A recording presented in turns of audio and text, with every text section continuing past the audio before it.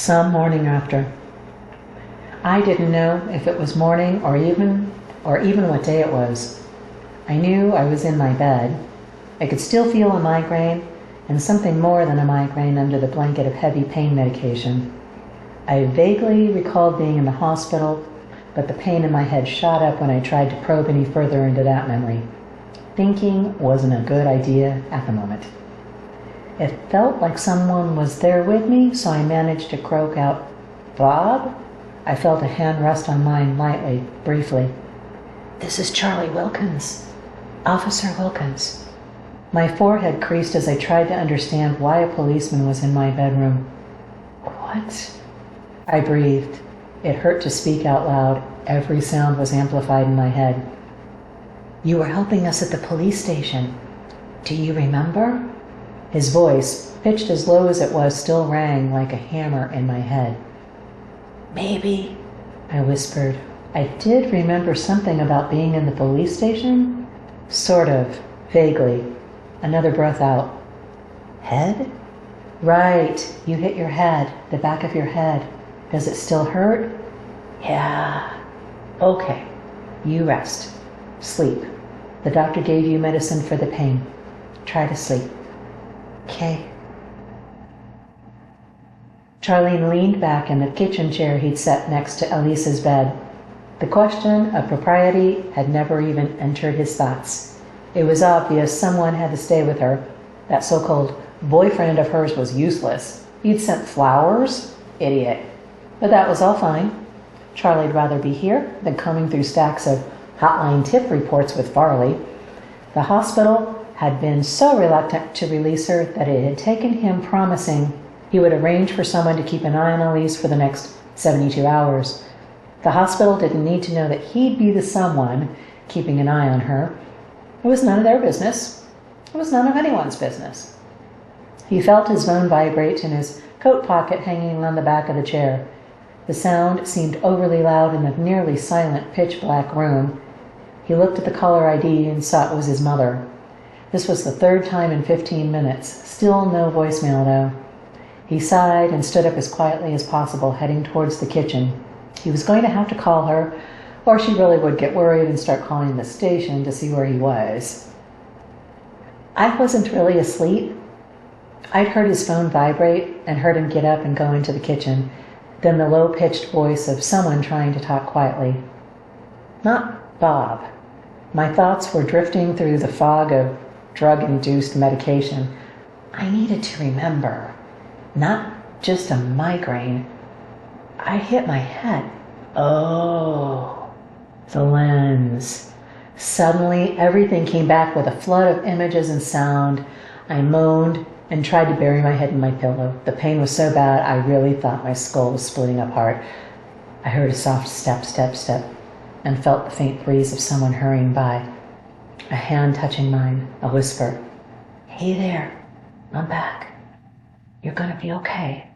I almost laughed. I was starting to remember this voice. I was remembering a kind face, a hand on my shoulder, a friend. Certainly not an enemy. I tried to relax my shoulders, breathing slowly, willing my head to stop with the jackhammers. "Charlie?" I whispered. "Yeah," the whispered response. "Thanks for..." "Shh. I know talking hurts. Just sign it, remember? I can read sign language," Charlie said. Yes. I vaguely remembered there was something about signing in the hospital. I was processing more of the memories now.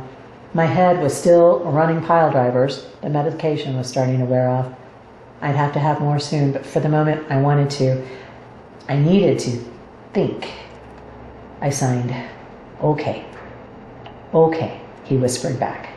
I closed my hand in a fist. Yes. "Can you answer a few more questions, maybe?" I signed. Yes. "Great. Do you remember what happened?" I rocked my hand back and forth. Maybe. "Okay. You remember being at the police station?" "Yes." "With the lens?" "Yes."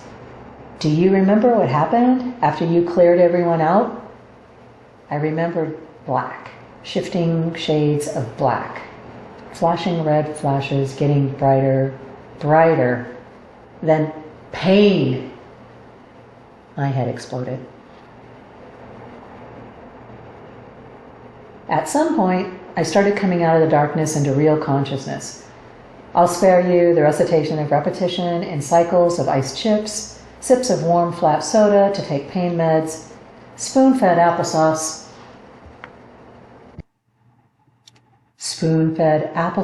and mashed bananas, and the embarrassing need to go to the bathroom with assistance. I remember crying at one point. He'd been so patient and careful to be there when I needed help, but so protective of my privacy, it had just overwhelmed me. Later, I learned he'd been FaceTiming with Dr. Adams throughout the day and night for status updates, at Charlie's request. I felt like Scarlett O'Hara. All I have ever relied on the kindness of strangers. Well, at least lately it seems. I could see dim slices of almost light from behind my blackout curtains as I came out of the bathroom. Charlie was ready at the doorway, but I waved him off. I needed to start getting myself back to functionality again. I toddled over to the window and nudged the curtains apart, a finger's width, wincing at the minimal light added to the room before leaning against the bed. "How are you feeling?" That good," Charlie said. I breathed a ha-ha and heard the answering chuckle from across the room.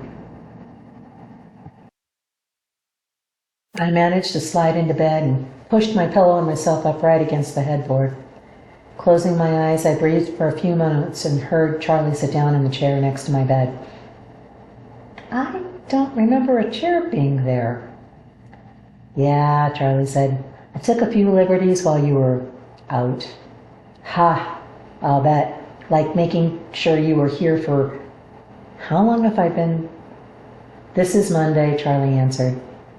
"You were at the police station last Saturday, then in the hospital. I brought you home last Saturday night, and you've been pretty much out of it most of the time since.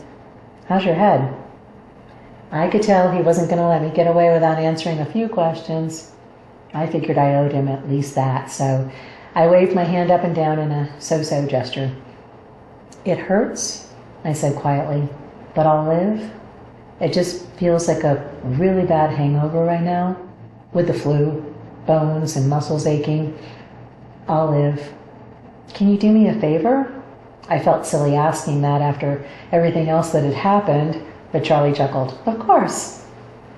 Tylenol and Motrin in the bathroom cabinet? Water?" "Oh, sure, of course, be right back." His whispered reply was so enthusiastic I almost laughed, which would have been a really bad idea. After I managed to get a couple of those down, there was a moment of silence between us. "Thanks for being here, for doing all this, for everything." I didn't know what to say. "Of course," he said quietly, his hand resting on mine for a moment. "Do you think you can talk for a few minutes?" I've moved my head the barest amount up and down in agreement. "Do you remember what happened at the police station? After I cleared out the room?" I heard his smile. I'd remembered him asking me that question earlier. "Right, when you were in the room alone." I nodded, thinking for a few moments. I could see myself in my dream space. I call it the sanctuary. It has a rug and pillows and a fireplace. Anyways, there I was, sitting on my pillow, holding the lens. I could see a dark, kind of black-colored mass forming above the lid. Then it was like, I don't know. It's hard to describe. I paused again, reaching for my water. Another small sip. Another deep breath. There was a red flash, like a flare being set off. Then another and another. I think there were 3 or 4 red flashes, all bigger, brighter than the ones before. And then I tried to swallow, but my throat was tied in a knot. Another couple sips of water. Then, I don't remember, I said. Like getting hit by a nuclear blast? No sound, just a huge concussive wave on a brilliant white fireball of light. And "That's okay," Charlie said. "That's great. Just rest for a minute. You okay?" I signed. "Yes." "Okay, so do you want to hear what we saw in the video?" "Sure," I breathed. Charlie thought for a moment, then, We saw something very similar to what you just described. Some kind of black shape formed in the air above the hatbox lid, and then it started flashing a really bright red light. Comparing it being set off to a flare is a great analogy. I smiled at the compliment. We counted 4 red flashes, each growing brighter, and then one huge final flash at the white light. I had thought of a supernova going off, like you see on the Science Channel videos. I chuckled. I remembered those videos well. They were some of my favorites. That's a great analogy, I whispered. Ha ha. Thanks for the compliment. Another pat on the hand. So, comparing it to a silent nuclear bomb blast, is that how you recall it feeling? Like you got hit by a concussive blast without any sound? I signed. Yes. I was getting tired. I think I'm gonna rest now, I managed as I slid my pillow down and laid on my side facing Charlie, sitting in my kitchen chair in my bedroom.